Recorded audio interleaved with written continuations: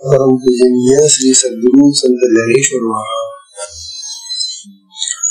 साधकांचे माय बाप बालयोगी आणि भगवान विष्णूचे अवतार असलेले ज्ञानोबा यांचा श्री अमृतानुभव तथा अमृतानुभव किंवा अनुभवामृत नावाचा ग्रंथ.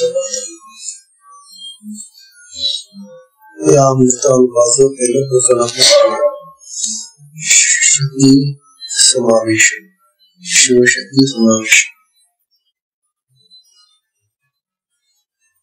यामुळे आपल्याला शिव आणि शक्तीचा परिचय करून देत आहे त्या प्रकरणात. आणि हा परिचय साधकांच्या दृष्टीनं अति लाभदायक आहे, कारण ही शिवशक्ती सर्वत्र व्याप्त आहे, सगळीकडे कळते. तशी ती आपल्या देहातही आहे आणि म्हणून देहामध्ये या शिव आणि शक्तीचं कार्य काय चाललेलं आहे हे प्रत्येक साधकाला माहिती असणं अतिशय आवश्यक आहे. शिव आणि शक्ती संसार एकरूप आहे.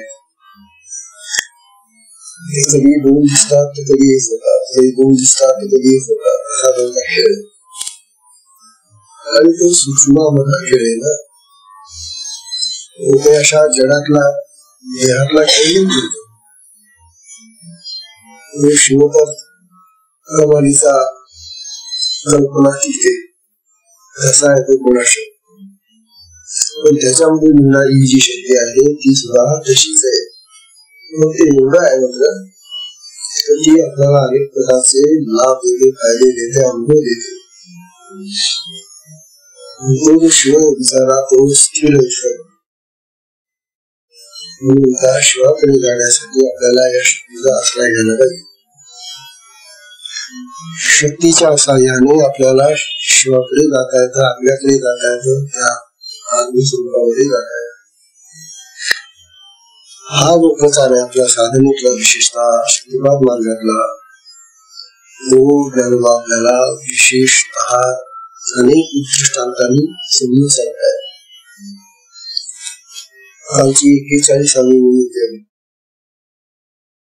या 41वी मध्ये ज्ञानोबा आपल्याला दृष्टांत देऊन सांगतायत, उदाहरण देत आहेत. ही शिवशक्ती कशी आहे त्याच्यासाठी उदाहरण असेल.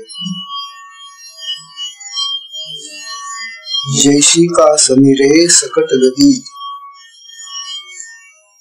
जैशी का समीरे सकट गती, का सोनिया सकट कांती, का सोनिया सकट कांती. ऐशी शिवेशी शक्ती अवघी चिजे, ऐशी शिवेशी शक्ती अवघी चिजे. ओंका सोपी आहे तशा पण दृष्टांताची वेळ नाही. दृष्टांत देतात ना की ही शिवशक्ती कशी आहे.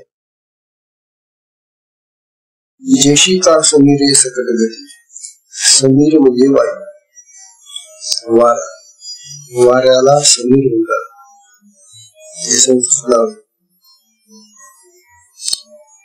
वाऱ्याला गती असते, वारा वाहू लागला की त्याला गती असते, गती म्हणजे वेग. वारा केव्हाही वेगाने वाहतो. हवा जी असते ती संत राहते. हीच हवा जेव्हा वापरू लागते म्हणजे तिचा प्रवाह सुरू होतो, तिला वारा म्हणतात. आणि हा जो वारा असतो त्या वाराला वेग असतो. ह्या वेगाचे प्रमाण फार विचित्र आहे. आपण काय म्हणतात सुनामी, एका लाटाचं तांडव, थोडंच वादळ होते. तेव्हा वारा व्हायला थोडासा शांत असायला लाभदायक वाटतो, आनंद देतो. विशेषतः उन्हाळ्यामध्ये जर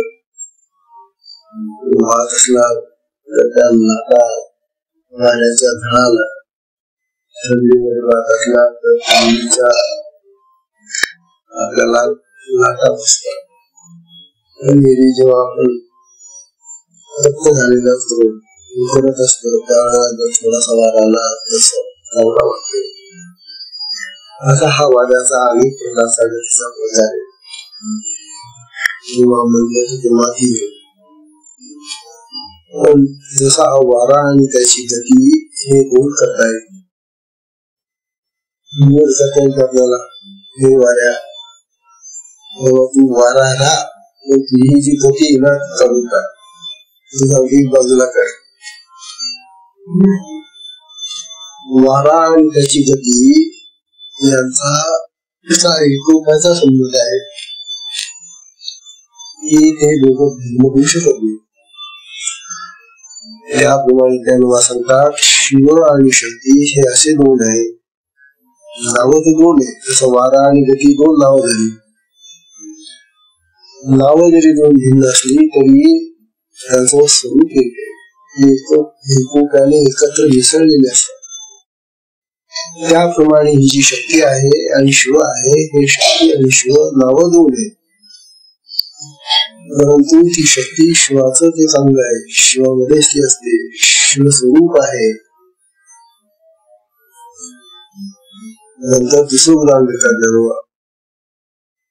म्हणतात जैसी का समीरे सकट गती का शून्य सकट कांती. सोनं असतं, सोन्याची जी कांती म्हणजे तेज आहे, वेळेपणा चमक आहे त्याची. हे सोनं आणि त्याची कांती दोन करता येत नाही. आपण किती जरी म्हटलं सोनाराला बाबा या सोन्याची कांती नको, नुसतं सोनं दे आम्हाला, किंवा ते नुसती कांती दे सोनं घे, हे नाही करता. सोनं आणि कांती म्हणजे त्याचं जे तेज आहे सोन्याचं हे अभिन्न असत, हे भिन्न करता येत नाही, दोन नाही ते. त्याप्रमाणे शिव आणि ती शक्ती तशी आहे. सूर्याच्या कांतीप्रमाणे ही शक्ती शिवामध्ये असते. नाव दोन असली म्हणून ते दोन नाही, हा सांगण्याचा उद्देश आहे. अशी जी शिवशक्तीचं हे जे सूक्ष्म असं देहामध्ये चाललेलं स्वरूप आहे, ऐशी शेषी शक्ती अवधी असते. त्याप्रमाणे ईश्वरा ती शक्ती अवधी म्हणजे संपूर्णतः इतकीच आहे. शिव शक्ती शिवाय नाही आणि शक्ती शिवाय शिवाय नाही. शिवाशिवाय शक्ती नाही, शक्ती शिवाय शिव नाही. हे कशासाठी सांगितलं आपल्याला? देहात आहेत, यामध्ये तर त्यांचे हे कार्य चालूच आहे, परंतु आपल्या प्रपंचासाठी ते सांगतायत की प्रपंचामध्ये पती आणि पत्नी हे शिवशक्तीचं रूप आहे. हे जे शिवशक्तीचं स्वरूप आहे ते आपल्याला त्या प्रपंचामध्ये पत्नीच्या ठिकाणी दिसत. मग पती पत्नीने कसं राहावं? पती पत्नीने पती आणि पत्नी दोन नावाने राहावं. नाव तर दोन असतील, ते देह तर दोन असतील, ते परंतु मनानेच राहावं.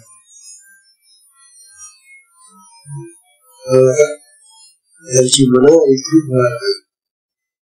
किंवा आत्मा तर एक आहेच, आत्मस्वरूपाच्या दृष्टीने पती आणि पत्नी यांचं आत्मतत्व जे आहे ते एकच आहे.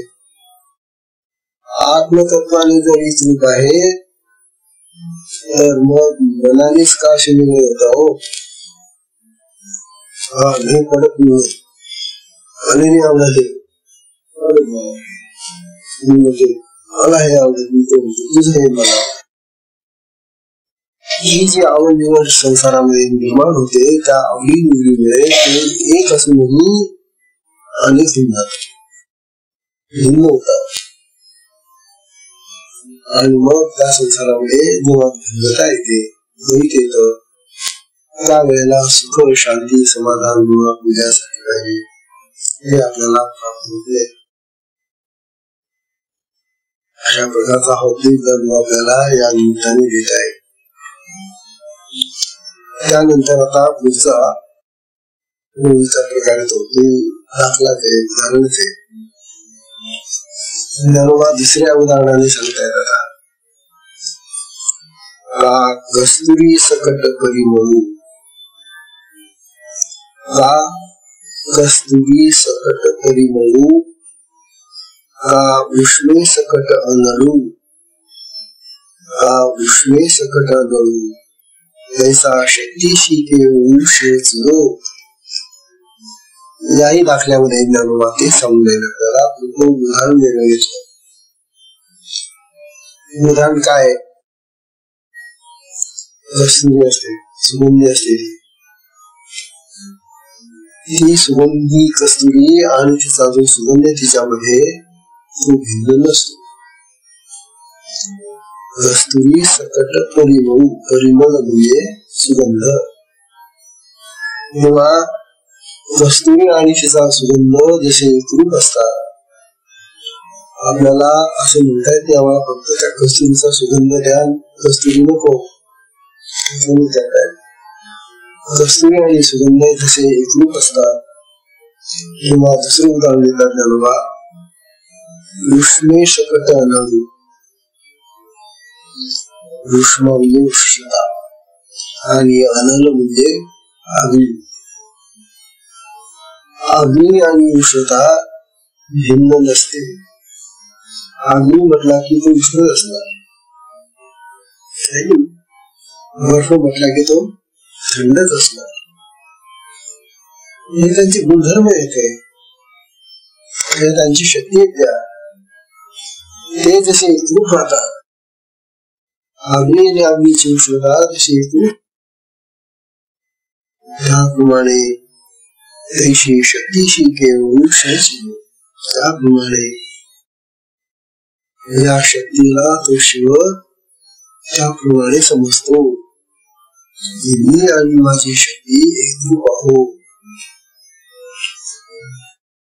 तेव्हा हा नाममात्र भेद सोडून द्या.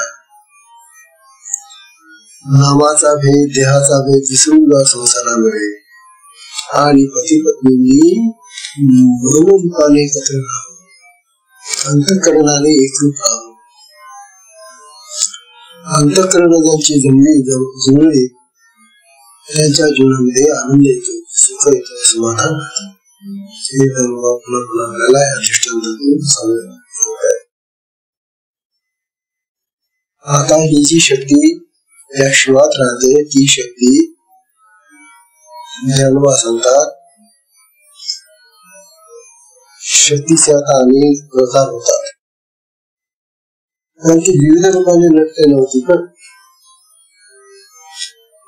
ज्ञानोबा म्हणतात काही वेळेला ती मारुत शक्ती होते, काही वेळेला ती तारक शक्ती होते, काही वेळेला ती चुपचाप राहणारी सौम्य शक्ती राहते, काही वेळेला ती आनंद देणारी शक्ती होते.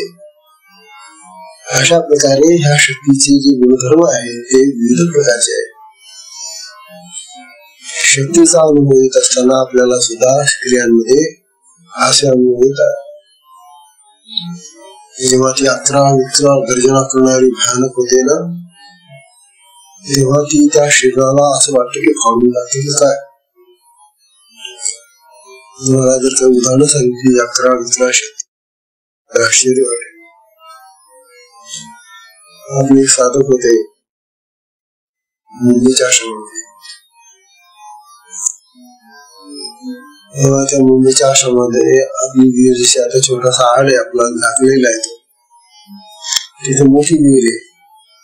एकदम पाणी यावं तिला जास्त आणि तुम्ही काही नसतं तिला, अशी मोठी खोदलेली अशी करा. तेव्हा त्याला जेव्हा क्रिया सुरू झाल्या तेव्हा तो त्या हॉलमधून बाहेर पडला आणि धावत सुटला आणि त्या विहिरीत गेली. आता ही जी अशी शक्ती आहे मारे शक्ती झाली ना. ते बरं झालं लोक होते त्याच्या मागे लावले, उडी घेतली, पटकन उड्या मारल्या,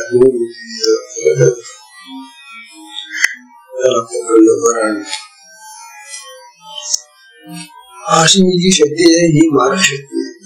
भयानक उग्र होते ती. एकाला जेव्हा क्रिया सुरू झाल्या तेव्हा जो पळायला लागला फाट बोलतो हो आपल्यासारखे त्याच्यामध्ये होऊ नाही शकत. सगळे दमदार लोक आणि त्या वेगात त्या आयुष्यात असतो. इथून पळायला लागला तो त्या नवानीच्या आश्रमापासून पळायला लागला तर थेट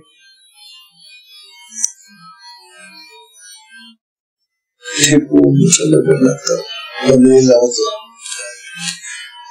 त्या पनवेल पर्यंत पळत गेला तो.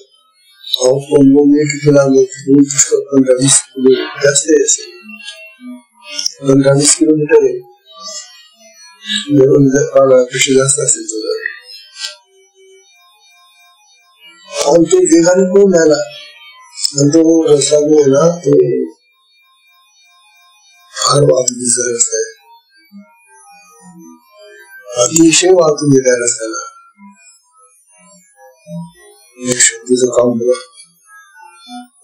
इतक्या अशा वाहतुकी तो पळत होता. लोक त्याच्या मागे धावत होते. लोक आपल्या थकून गेले. त्याचं काही बोलणं थांबले. काय करणार.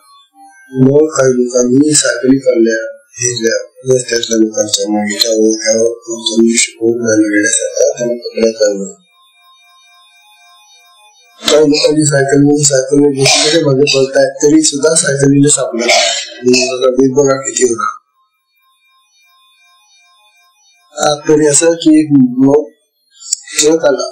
त्या ट्रकवाल्याला लोकांनी थांबवलं आणि सांगितलं की बाबा मला या ट्रकवर सुविधा आणि मला घेऊन हा रुग्ण शिकवून राहिलेला त्याच्या पुढे तुमचा ट्रक पाहिजे.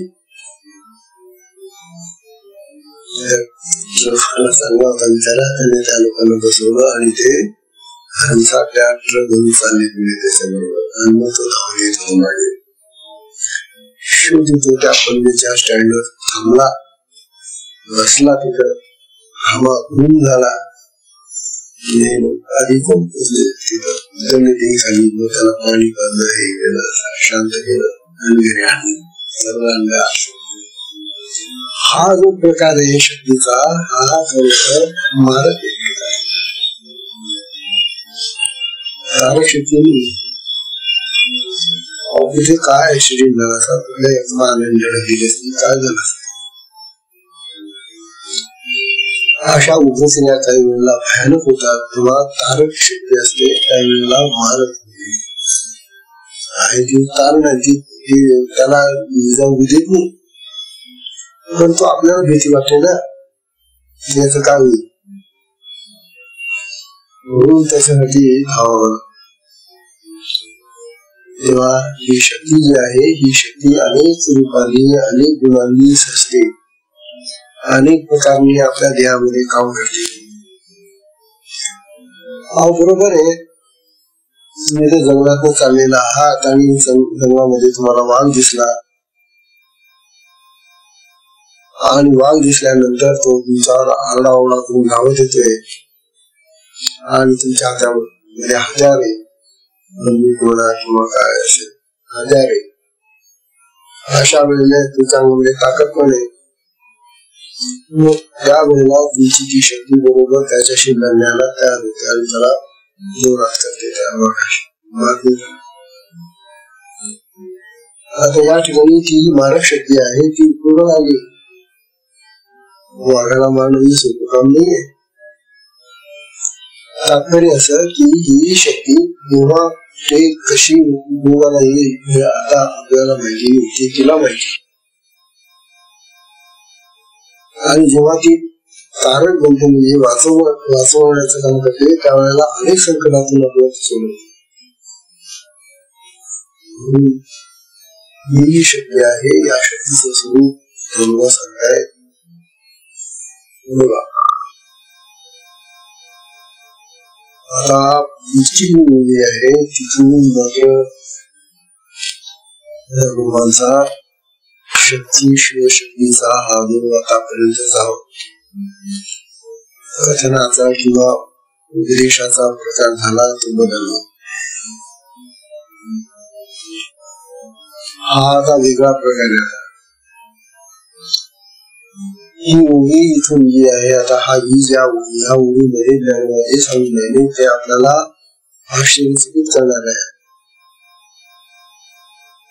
आतापर्यंत शक्तीचं स्वरूप त्यांनी विविध प्रकारच्या उदाहरणांनी आपल्याला पुढे दिलं. ते जगामध्ये आहे, ते प्रपंचामध्ये आहे, तेच आपल्या देहात आहे. पण आता हे या ओळीमध्ये ते सांगतात. ओळी वाचून दाखवतो तुम्हाला समज येत का. आता धर्म म्हणतात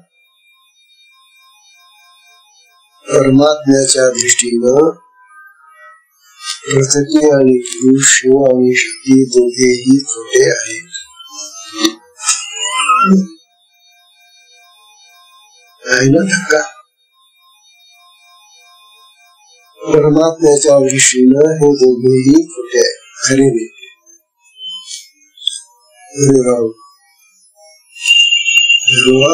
एका सांगता आतापर्यंत आम्ही त्याला खरं म्हणून जागो काश्मीर सांगता आणि शिवशक्त्यांच्या देहात कार्य करून राहिली सांगून राहिले तुम्ही. आणि आता हा काय सिद्धांत म्हणला ते दोघे खोटे. ते खोटे का आहेत आता ते जरा समजून घ्या. उदाहरण देतात आता हा 43वा ओळीतला प्रकार आहे. ही 43वी ओळी जी आहे ती सांगते राती आणि दिवो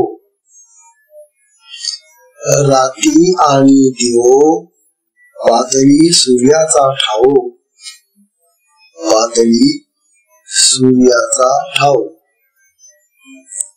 तैशी आपुला साची वावो दोघे इजिये.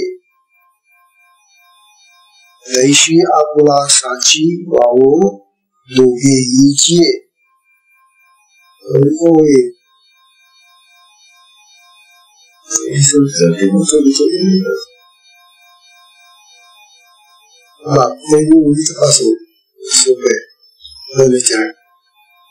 राती आणि दिवो. राती म्हणजे रात्र आणि दिवो म्हणजे दिवस. रात्र आणि दिवस सगळ्यांना माहिती आहे. आता रात्र आहे, रात्र संपली किंवा दिवस येतो. दिवस आणि रात्र आपल्याला दोघांना सगळ्यांना माहिती. राती आणि दिवो वादळी सूर्याचा ठाव म्हणतात भगवान. अहो ही रात्र आणि हा दिवस दोघे समजा त्यांनी म्हटलं हे रात्र दिवस पुरुष आणि स्त्री आहे ना. रात्र स्त्रीलिंग आहे ना, ती रात म्हणतो ना आपण. आणि तो दिवस म्हणतो तो पुरुष आहे ना. दोघांनी ती त्या दोघांनी ठरवलं. रात्र आणि दिवस या दोघांनी असं ठरवलं की चला आपण जे आपल्याला निर्माण करतात ना त्यांना जाऊन भेटू. कोण निर्माण करतात ना? सूर्यामुळे रात्र होते, सूर्यामुळे दिवस होतो की नाही, त्यासारखे ज्या सूर्यामुळे यांना जन्म मिळाला, ज्या सूर्याने रात्र आणि दिवस निर्माण केले, त्या सूर्याला आपण एकदा भेटू आणि विचारू, अरे सूर्या, मला काळी का बरं केलं? रात्र काळी असते ना आणि दिवस गोरा असतो, हे तर माहिती आहे आपल्याला.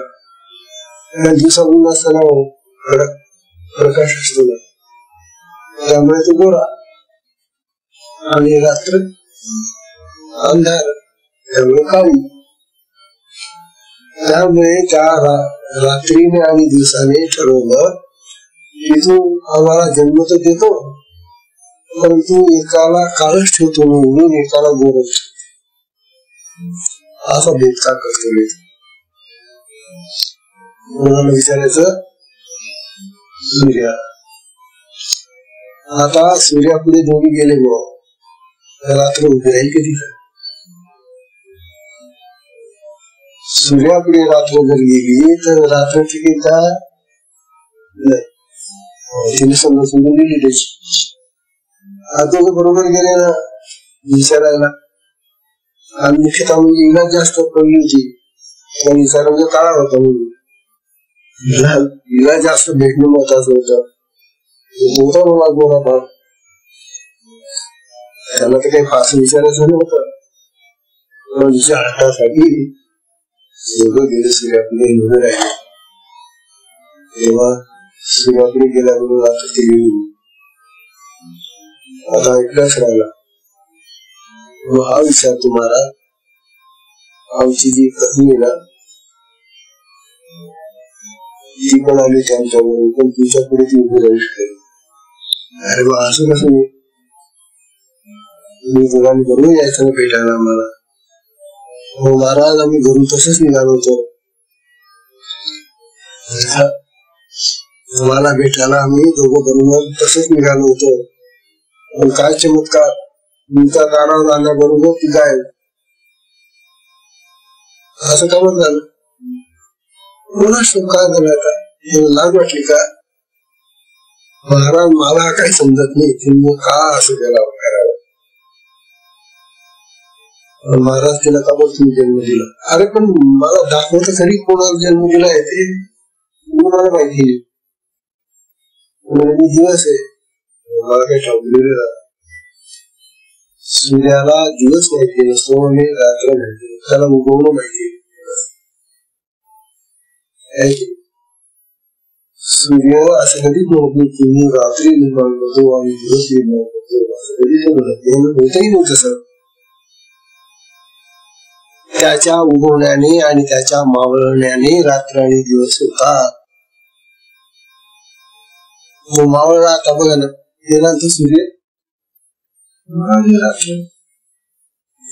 आणि तो उगवला की झाला दिवस. मी तर काहीच करत नाही. आणि तुम्ही दोन झाले कसे, कुठून आले तुम्ही दोघं? मला माहिती नाही, तुम्हाला दोघांनाही पाहिलं पाहिलं नाही आणि तुलाही पाहिलेलं नाही.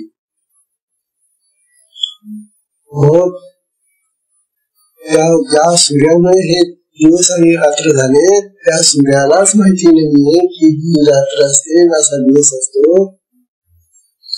हे सगळं खोट आहे. काय खोटी मैत्री रे ही? मला सांगतात, माझ्याकडून आरोप करतात तुम्ही असं वगैरे केलं. मी तर काहीच केलं नाही. माझं काम फक्त उदयाला येणं, उगवणं आणि मावळणं. मी फिरत असतो सगळं गडगड. मोठी पृथ्वी फिरत असते गडगड. मी काय केलं? तेव्हा जसे दिवस आणि रात्र सूर्यापुढे खोटे ठरले, खोटे ठरले. ते सूर्य म्हणतो मी तुलाही पाहिलं नाही, दिवसा कोण काळी पत्नी आहे त्याला तुम्ही पाहिले. महाराज, आतापर्यंत तू आली होती माझ्याकडे, माझ्या बरोबर, तुझ्या दारामध्ये येतात बरोबरच काय झालं गोष्ट तुला. इथून काय बोलली त्याची कशी का दाखवणार आहे तुम्हाला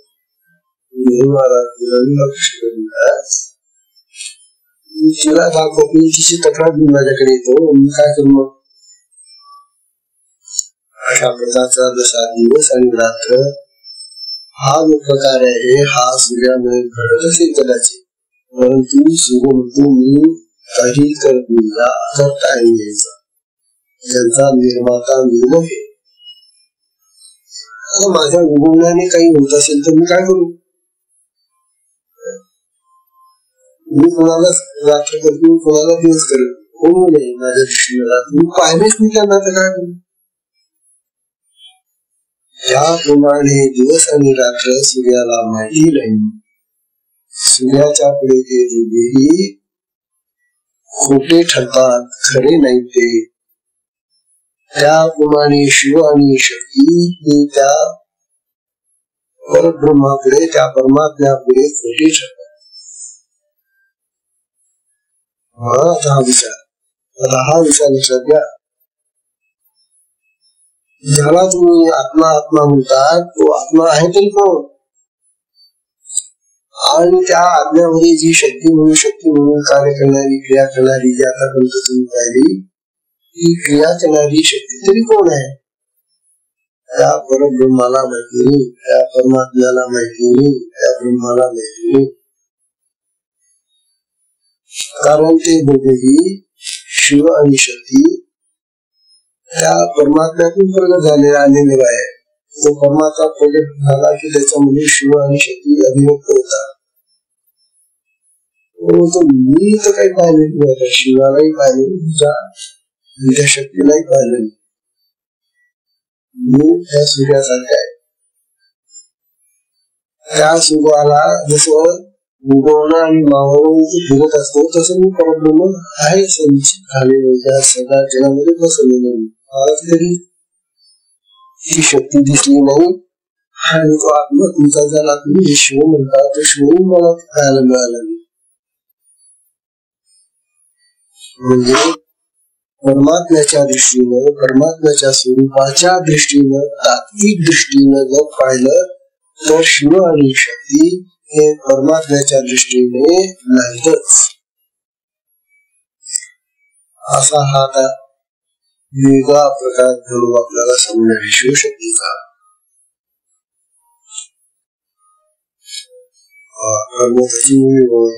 तर आता एकूण कलाटी विषय रात्री आणि देव पातळी सूर्याचा ठाव सूर्याच्या ठिकाणी ठेवले गेले त्याशी आपला साची व्हावं त्याप्रमाणे आपला म्हणजे दोघांचा म्हणजे शिव आणि शक्तीचा साची म्हणजे सत्यता आणि व्यर्थता म्हणजे व्हावं दोघीचे ते दोघेही प्रगट करू शकते दोघेही त्यामध्ये राहू शकते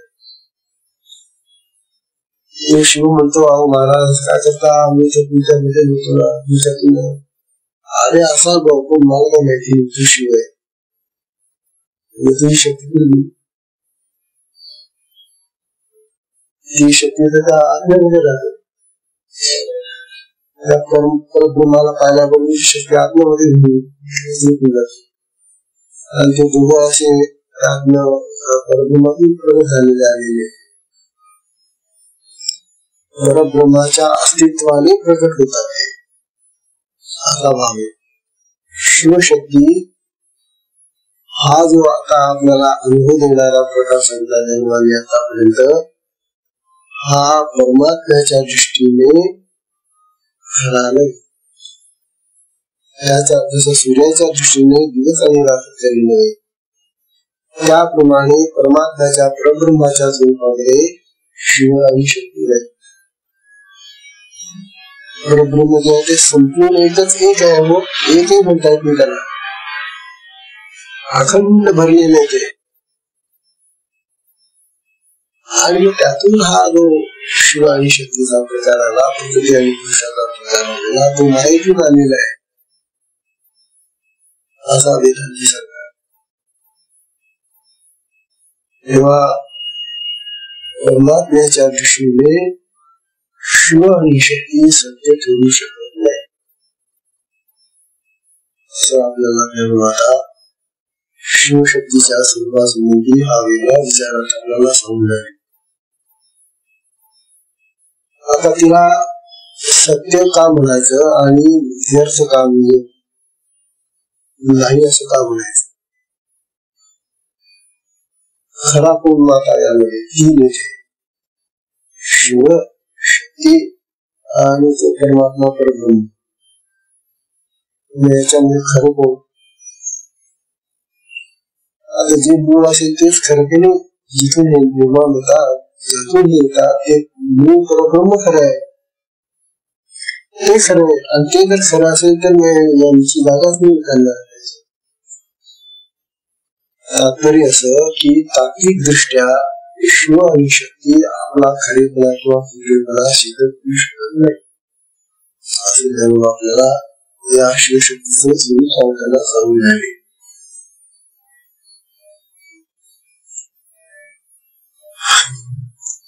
दुसरा प्रकार झाला. आता ते हे जर खरेच नाहीये तर मग खोटे आहेत का.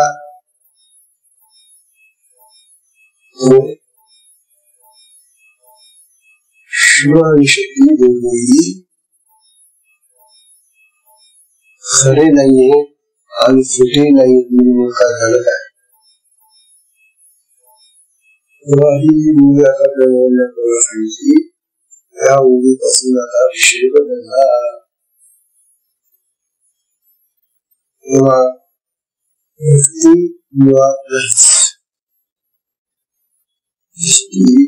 रात्री मुळात असूनही नाही झाली. प्रकृतीच नाही तर मग पुरुष कशाला नाही.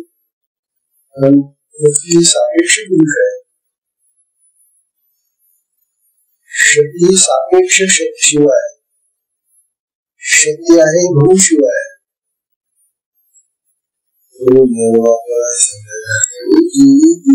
आणि पुरुष हे परस्पर सापेक्ष भाव. तेव्हा हे सापेक्ष भाव बघायचे की परमात्म्याच्या दृष्टीने नाही.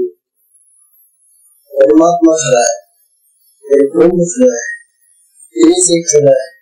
आणि त्याच्यातून निर्माण झालेलं असेल ते त्यांना आता परब्रह्माला येईल असं ज्ञानवादामुळे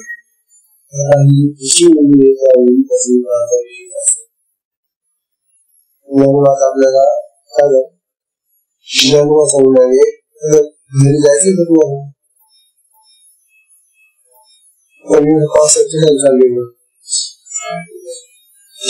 पाऊस पाऊस आला सांगा तरी पाणी आलं.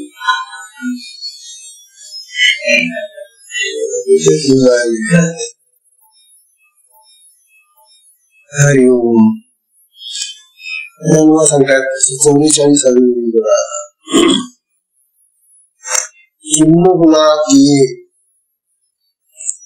हिंदुनाथिये प्रणवाक्षरी विरुद्धिये प्रणवाक्षरी विरुद्धतिये प्रणवाक्षरी विरुद्धतिये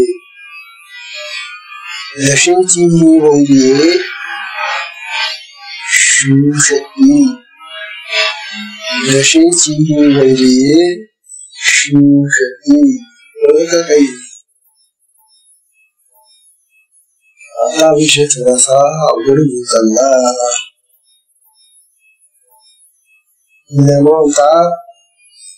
अहो ही शिवशक्तीचं काय सांगावं. या जगाची उत्पत्ती कशी झाली ही आता या भूमीमध्ये सांगले. या जगाची उत्पत्ती प्रणवापासून झालेली आहे. प्रणव म्हणजे ओंकार. ओंकारातून या जगाची उत्पत्ती होते असा आता हा विषय बदलला. आतापर्यंत आपण जे पाहिलं ते परब्रह्मातून शिवा आणि शक्ती प्रगट होतात, पुरुष आणि प्रकृती प्रगट होतात आणि प्रकृती जगाची निर्मिती करते असं आपण पाहिलं होतं. याला आतापर्यंत आता ज्ञान आपल्याला आता दुसरा विचार सांगताय की हे जे जगत निर्माण झालेलं आहे, हे जे विश्व निर्माण झालेलं आहे ते प्रणवापासून म्हणजे ओंकारापासून झालेले आहे. ओंकाराचं महत्व वाढलं. हा जो ओंकार आहे तो ओंकार कोण कसा आणि त्याच्यापासून कसं विश्व झालं हा विषय आता यामध्ये चालू. म्हणतात प्रणवाक्षरापासून जगाची उत्पत्ती होते. या जगद्रूपी दशेचा बोध, जगद्रूपी ही जी दशा आहे जगाची तिचा बोध शिवशक्तीचा विचार केल्याने होतो. म्हणून शिवशक्ती जगद्रूपी दशेचे वैरी आहेत. म्हणतात या जगद्रूपी दशेचा ही जगाची दशा आहे ना, या जगद्रूपी दशेचे शिवरूपी शक्तीरूपी वैरी आहेत.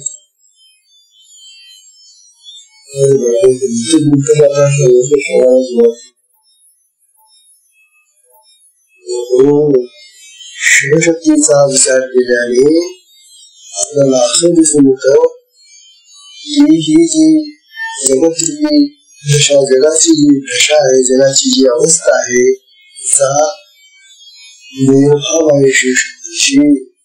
हे वैरी आहे दोघंही या दशेचे असं ज्ञानला या उभी सांगता येईल.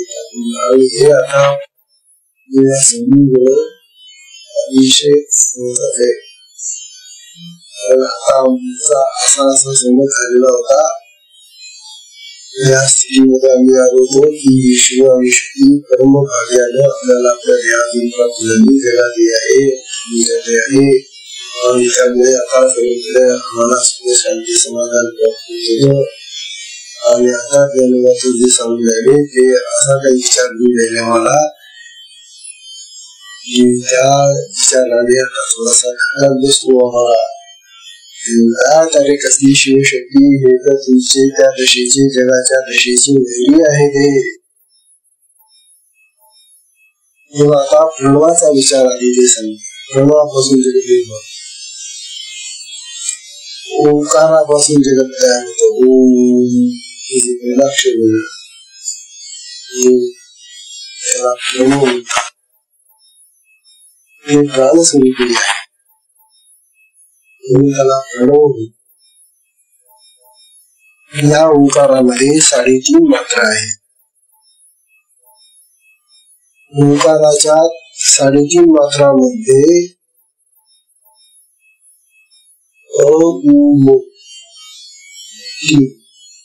आणि ती अर्धमात्रा.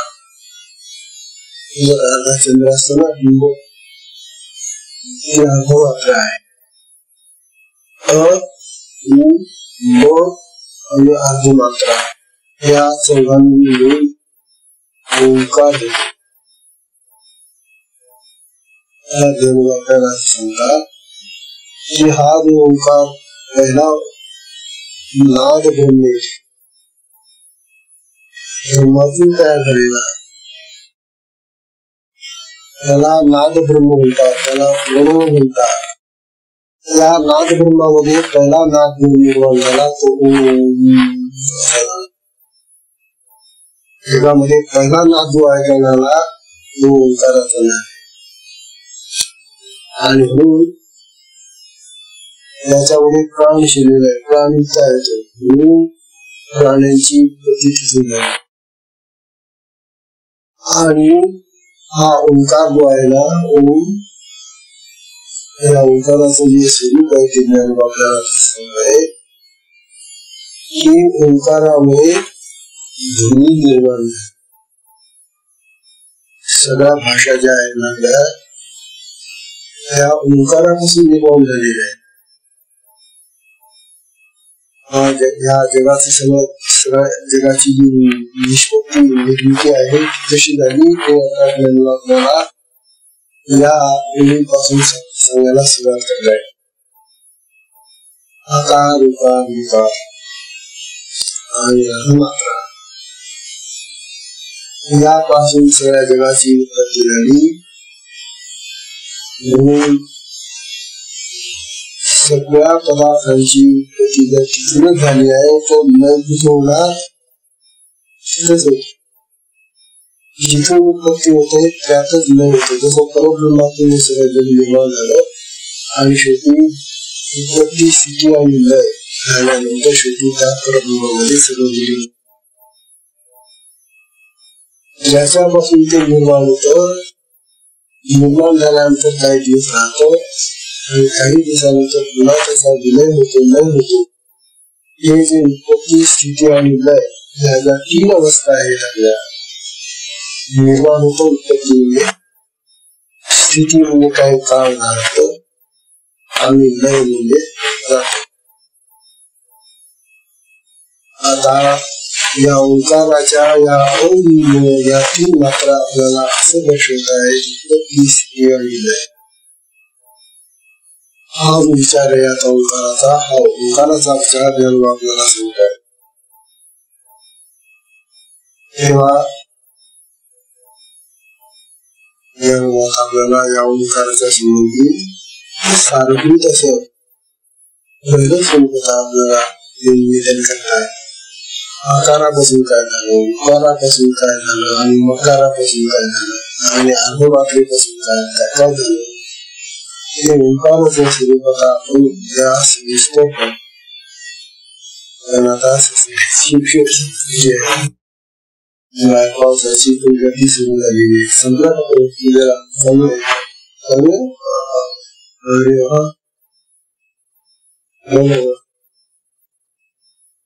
तेव्हा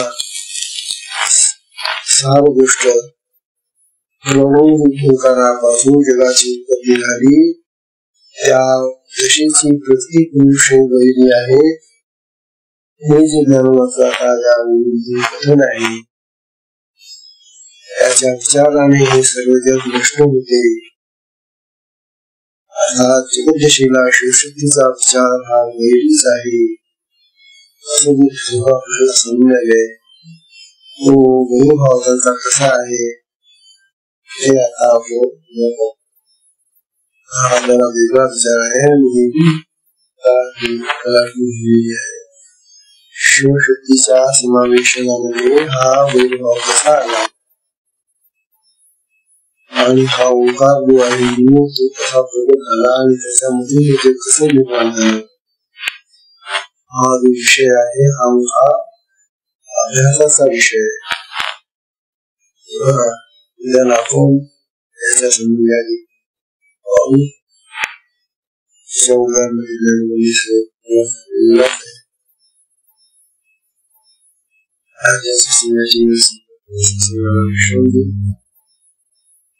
I